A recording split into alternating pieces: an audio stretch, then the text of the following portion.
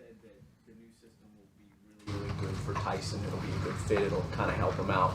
Can you kind of go into a little bit more on that and why your system will help Tyson and what you're kind of expecting out of him? Well, we try when we look at the players, all the guys we have, is we want to emphasize their skill set. And so how we play that position, and really all positions, and I know you're talking about Tyson, but we really want to do and put the player in the best position for him to have success so we can have success on defense and ultimately as a team. And so we've identified a few of those things in OTAs. We're continuing, it's day one, day two today. So we're continuing the fundamentals and technique, but how he's playing and the proximity from the receiver and aggressiveness and things like this, that's what he does well.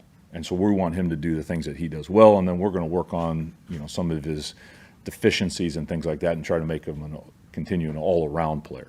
But we always want our guys to be in position where they're going to have success. We're going to put them in the positions that they can do well. And so that's really what you're seeing on the field with him. Isn't that hard to do for everybody, though? Well, I think that's one of the things as coaches we try to evaluate, and that was a big thing in OTAs, is what do these guys do well, and then put them in that position. And so you'll see some position changes because we've identified that maybe one guy plays a little bit better outside than inside, or one guy is a little bit better off the ball, on the ball, and so things like that. And so we don't want to just be, hey, here's exactly what, if you don't fit this, you can't play. Well, the game is so, it's changed so much and spread out and a lot of one-on-ones and things like that. And so we're always trying to. There's going to be some things where, we coach fundamentals, technique, and get guys better. But that's what we're trying to do in every position and with every player that we have. Coach, I know you haven't gotten to spend a lot of time with Josh Hines-Allen, but what have you learned from him in the limited time, especially about maybe what he wants to do here moving forward, legacy-wise? He's a competitor. He really wants it. Putting in the time since he's been here, last couple of days, you can really see the intensity, the practice yesterday. Again, day one, so the consistency and things like that we're looking for. But he says all the right things. He wants to be a great player. He wants to have a great defense and a great team. You feel those things as he talks to the guys. Good teammate, things like that. So, really excited about him.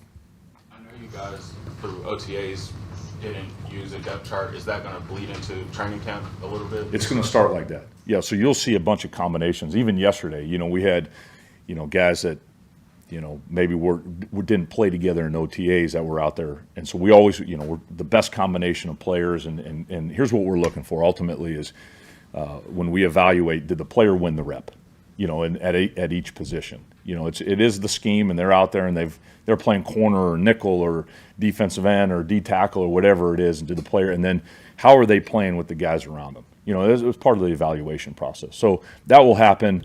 That's what preseason's for, right? We're fundamentals. What is camp?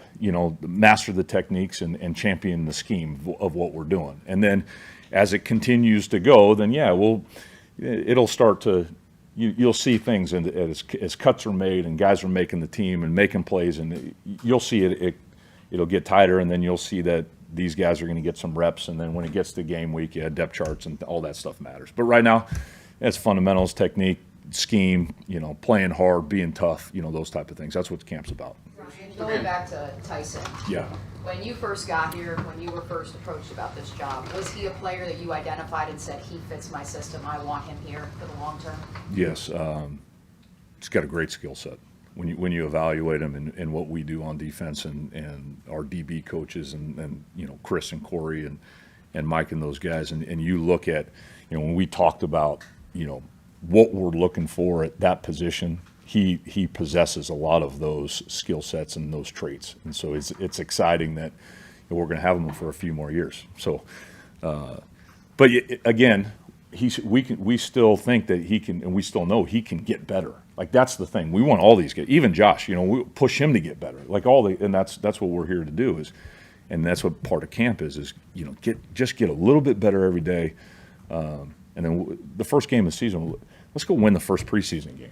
let's take care of that first before we even get into the season. I think because the team has played a lot of zone dictated by personnel, dictated by scheme in the past, there's been a knock on whether or not he can be a man corner. Yeah. What do you make of that? We'll see. Did you go back to like his Georgia tape or? Yeah. Here's the thing, so we're evaluating all that right now. We have good players on offense. If he can, when he covers those guys and he can, then we feel like he's going to have real good success, during the season. So it's part of the evaluation process. But look, he's tall, he's long, he can run. He's got all those things. He's smart. When you really talk to him, he's a really good person. Like, he really cares. He wants to be really good, but he wants his teammates to be really good. So I think we've got a really good combination of our personnel on defense, and those guys, they care about each other. Like, we've got good the scouting department and pro scouts and everything. They've done a really good job of accumulating these players, not just talent-wise, but just as good people.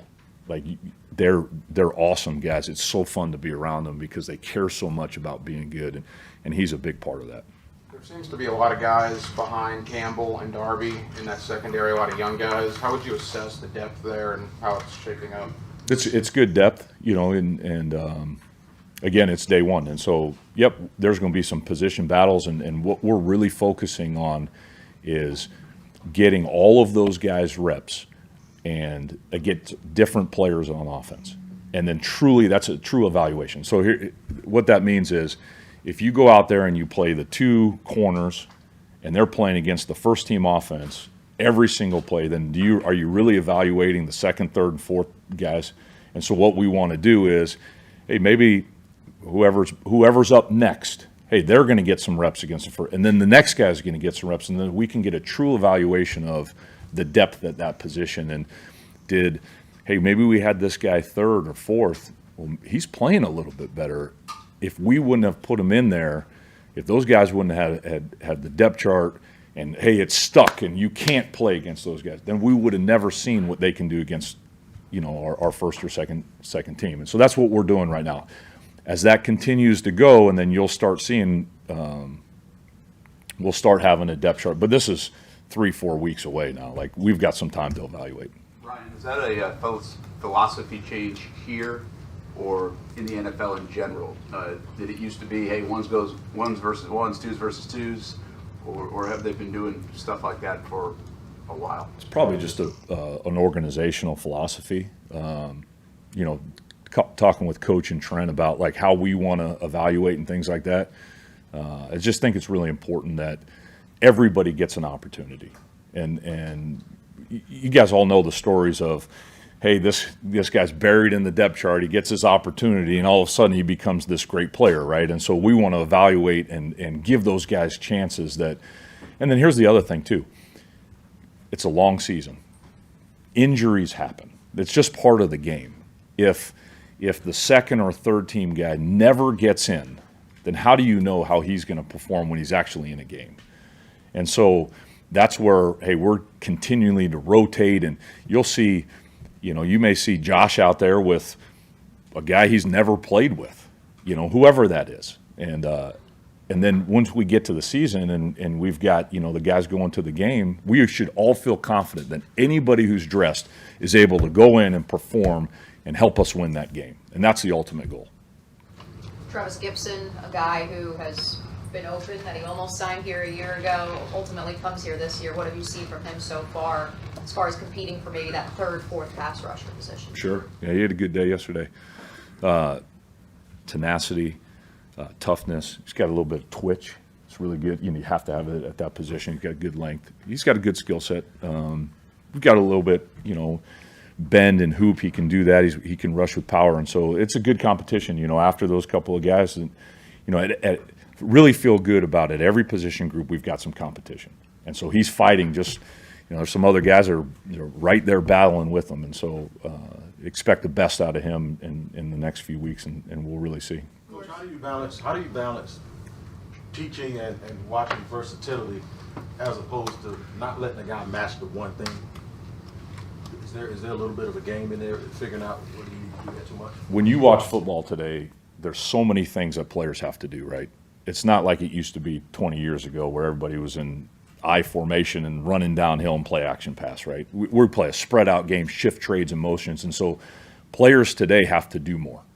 And so, yes, we want them to, we're gonna find out what they do well and help them at what they don't.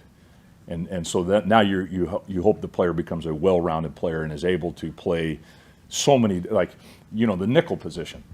You look 20 years ago, the nickel position, and so now you know, let's talk about the nickel right now. Now he's got to play man, he's got to play zone, he's got to fit in the box, he's the bubble, he's got to carry deep ball. I mean, that guy's skill set, he's got to do so many things, and so you know, that's why you have some DB coaches and you're evaluating, but you're teaching him. He's got to be able to do all those things. He's got to be able to do all those things well. But it's always about, hey, what do they do well, and then what do we have to help the player get better at? Without a depth chart, what's the challenge, I guess, with playing different guys, but then you also want to build chemistry between one collective unit? How do you sort of balance it where you want to put in the third stringers, but you still want to get those starters, you know, some time to play together? Sure. It's a good question. It kind of takes care of itself. Really, camp is so long that those guys get enough, the accumulation of reps. I'm going to guess that we had 1,200 reps in over 7 weeks of camp, 6 weeks of camp, you know, one of the places. And so that's a lot of reps. And so those guys get enough reps together. It's such a, you know, the accumulate. It's such a long process, you know. Like yesterday we had 38 reps. Today we'll have, I think it's 54 total reps. And then it just keeps adding up and adding up and adding up. And there's only so many players you have and so many combinations. And so those guys will be out there together. And then by that time, and we're meeting and you got walkthroughs. I mean, it's such a, they're around each other so much. The chemistry is built over time. Ryan, you've been around this thing now for a little bit here. Yes. These guys, how do you feel like they've received you and what you guys are trying to accomplish as a staff? Really good. You know, when you go into the unit meetings and you talk to the players and really what you're emphasizing and they're really, you feel like the players have really bought in and listening. And if you ask them for something, hey, we've got a better effort in this or a line a little bit quicker, you see it, you know. And so that's all you can ask for as a coach. You know, one of the things is players, they don't care what you know until they know how much you care. And our staff, spending time with the guys, it's been really important. We have good guys. I love to be around our players. They're really cool guys. They care so much, and you hope that comes across to them. That you really care about them on and off the field. You know, that's what it's about. You know, this journey is so, you know, it's a long, but this team is only together. One of the players said it, this team will only be 1 year together. You know, some of the staff will leave, and you want it to be so good for these guys this 1 year. Like, you know, win, play the best that you can. And so hopefully that comes across to the guys. You try to get that across to them that, man, I really care about you as a person, as a player. And that's why sometimes we're coaching you hard or, you know, we're putting you in adverse situations that we want you to be the best. You know, and so when you ask them to, hey, let's run to the ball, hey, let's give a little bit better effort, that they're, and you seeing that on tape, you know. And so yesterday was a perfect example. Hey, let's align a little quicker. You know, so expect to go out there today and see the guys down in their stances and align a little quicker. And then, you know, next day it might be something else. But, you know, overall it's been a blast to be with these guys. It's just day one. You know, I'm fired up. I can't wait to get out there. I mean, it's like let's get going. But it's been really cool. Love these guys. They're awesome guys, and love spending time with them. Your defenses, they've had a lot of success in the red zone. You go out there yesterday, 3 interceptions in red zone work. What do you attribute that to? We've got some really good red zone teachers. Chris Richard is phenomenal. Learned a lot from him in the red zone. We've got just some philosophy things that have success against offenses. And then really our players do a really good job understanding situational football in the red zone, meaning what type of plays we get. The offensive playbook trims down a little bit. The run game is a little bit more direct quarterback runs, things like that happen, and our guys really understand, like, these are the plays that we have to defend. So just a combination of those things. But, it was, again, day one, and let's go do it again. That was the whole point yesterday is, hey, look, takeaways in the red zone, like, that changes football games. It's huge plays. Let's do it again today. Thank you. Awesome. Thanks, guys. Appreciate it.